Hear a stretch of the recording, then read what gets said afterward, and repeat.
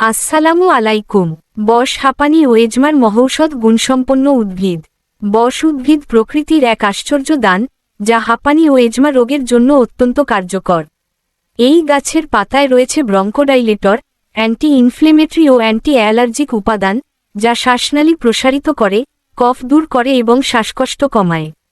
বশ উদ্ভিদের রস, চা, ধোয়া ও মধুর সঙ্গে মিশিয়ে গ্রহণ করলে শ্বাসপ্রশ্বাস স্বাভাবিক থাকে, ফুসফুস পরিষ্কার হয় এবং সংক্রমণ প্রতিরোধ হয়।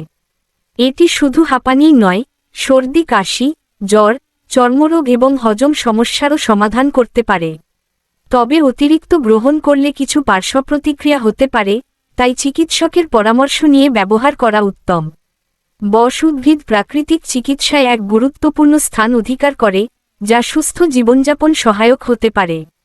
আসুন আমরা চেষ্টা করি, প্রকৃতিক দেওয়া আল্লাহতালার গাছগাছালি দিয়ে বিভিন্ন রোগ প্রতিরোধ করার জন্য সৃষ্টিকর্তা এই গাছগাছালির ভিতরে দিয়ে দিয়েছেন সব রোগের প্রতিরোধ বা প্রতিষেধক।